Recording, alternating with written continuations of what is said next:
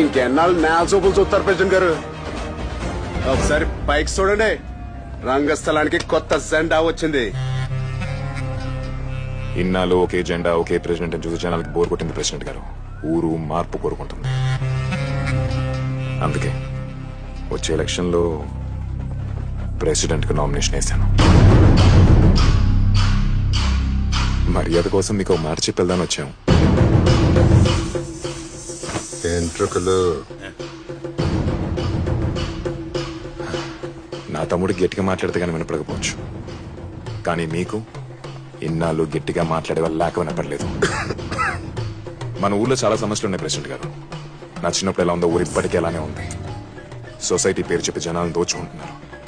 దాని వెనకాల ఎవరున్నారో మాకు తెలుసు.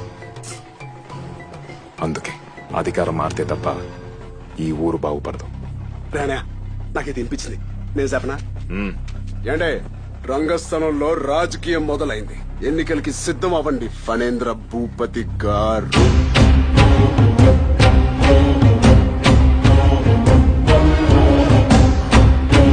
ఎక్కడో ఎన్నట్టుందా, మర్చిపోయినట్టున్నారు.